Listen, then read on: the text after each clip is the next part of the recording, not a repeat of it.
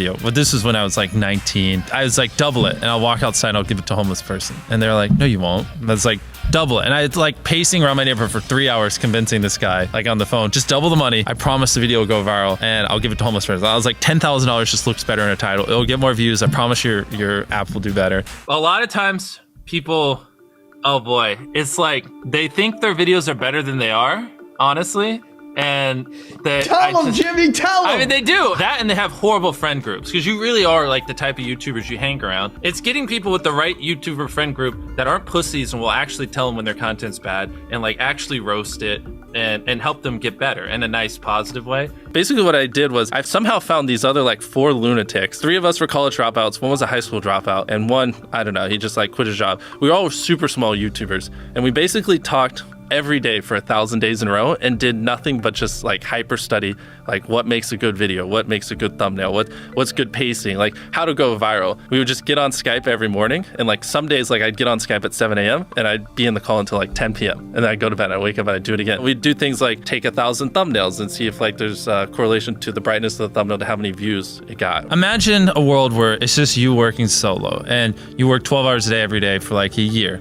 And you're just grinding, you make a mistake, you learn from it, you grind, you make a mistake, you learn from it, and you do that for like a year. And then imagine a different world where you have 4 friends who are also equally grinding in something similar. Friend number 1 makes a mistake on Friday, he teaches the other 4 people. Friend number 2 makes a mistake the next week, teaches everyone. And then like you're all learning from each other's mistakes. You're all constantly studying 24/7 and downloading each other. Like after a year, you're like 2 years ahead of the guy who was just solo. Do you frequently go that far out of your way to capture the thumbnail? Yeah, I mean, of course, everyone should. If people don't click, they don't watch. So you want to give them something to click. Something a lot of people forget is like unsuggested on phones, thumbnails are really fucking small. So like people are editing thumbnails full blown on their computer, and when you shrink it down, you can't see. We try to all around be above the rest. Anyone can clickbait, but do you actually like deliver on it? We say we put 100 million Orbeez in the backyard, we put 100 million Orbeez in the backyard. Your title and thumbnail set expectations. Like what you're saying is like, I like bananas. And what you need is bananas are the best goddamn food on the planet. Like that's the type of opinion you need. Like you need something like how to get 100 million views on YouTube, or not even that, that's not strong enough. You need something that makes people go, what the fuck? What the fuck did he say in that video? What the fuck?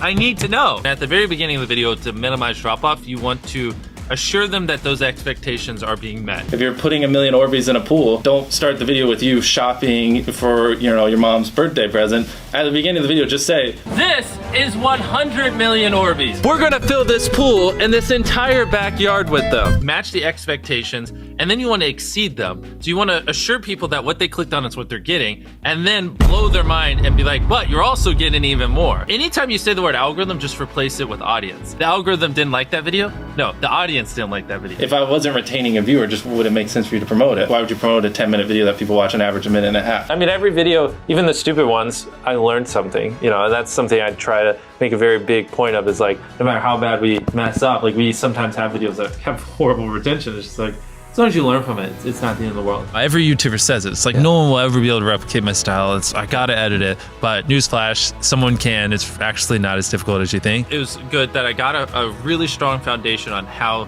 YouTube works and how the style of videos I wanted and everything before I scaled up the team, if that makes any sense. I just want to make sure that's clear, because I've seen people try to build the team without foundation and knowing how to do well. I know that if we film this video, it will do well, just because I've spent a decade of my life hyper obsessing over YouTube and I have a good pulse on it. But if you didn't have that, then you wouldn't know. Like, you wouldn't be able to spend $4 million on a Squid Game because you might lose $2 million and then you can't pay your people. But of course, yeah, if I didn't have these people, I couldn't do half the stuff I do. For the last like 8 or 9 years, like every dollar I've made, I just spent it the next month on content. And I just did that every single month, and it just kept getting bigger and bigger, and here we are. Since I was 13, there probably hasn't been a single hour that's gone by that I've been awake where I haven't thought about YouTube. Like, I'm just focused on making the best videos possible, period. I don't care about making money. I don't care about time. I don't care about anything. I just want to make the best videos on the planet. Literally all the algorithm does is reflect what the people want to a T.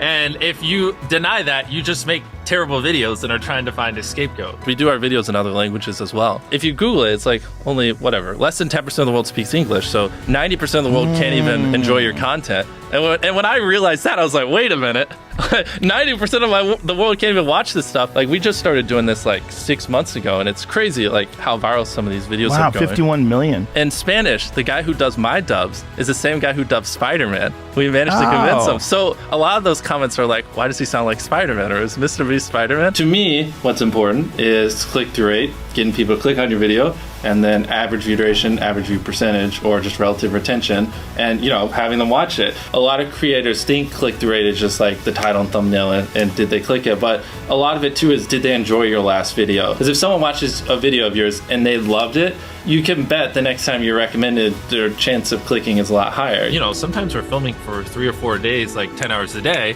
30, 40 hours of filming plus months of setup, whereas most creators probably film for a couple hours and set up for a day. Outside of just filming, we brainstorm video ideas, relentlessly, hours every day. By always doing all those things, it just distinctively sets it so far apart that it's basically, in my head, it's like, why would you not watch it? Viewers aren't stupid. They can tell when you half ASS, I don't know if I'm allowed to curse, a video, or if you really put in effort. And if they can tell you're putting in a lot of effort, they're gonna be more likely to click on future videos. And that snowballs. And because once you build that trust, they get to a point where it doesn't matter what you upload. They just know it's high effort and they just know it's great. And they're just conditioned just to watch because you have a good track record. And so with filming, it's just like trying to make sure we're doing everything we can, no matter how expensive it is, no matter how much time it takes, to make the best video possible. A lot of people, if they gave away 100 grand, they would make a huge deal about it. But sometimes we're just like, yeah, here's 100 grand. Thanks for watching, bye. Doing it that way makes it more fun and just more interesting. So I like to keep a little bit of it mysterious because I think that's what people enjoy. A lot of people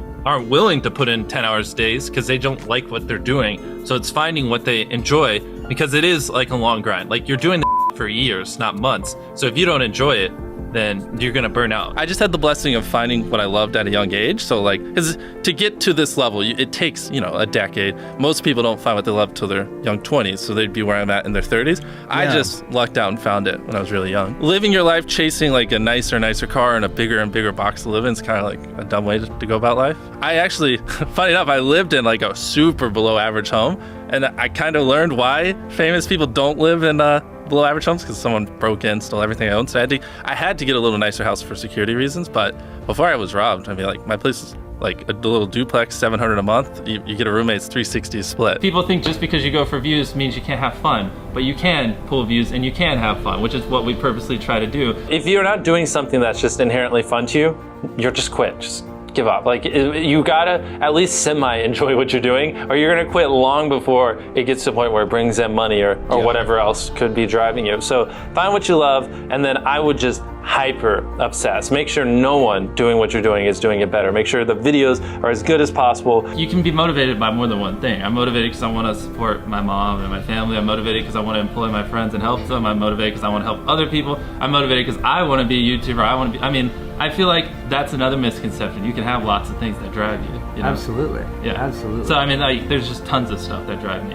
And everything drives me to wanting to be a YouTuber, so I kind of obsess over it. For the people that are willing to be coachable, I would say just education. There is a lot of misinformation out there that people live and breathe by, the weirdest stuff. I gotta upload at midnight on Wednesdays or my videos don't do well. It's just dumb stuff like that just, they don't realize how badly they're handicapping themselves. Some minor tips I could give is if somehow you could have a payoff at the end, then more people are gonna watch the end just to see what happened. Whichever one of these 456 people survives the longest wins 456 grand.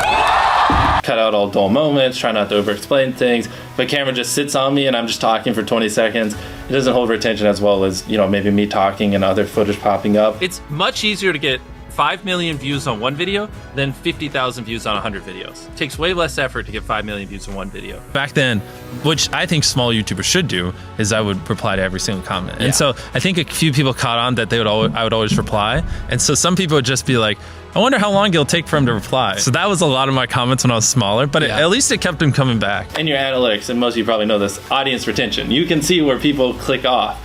Just literally go through your last 50 videos, write down where everyone clicked off,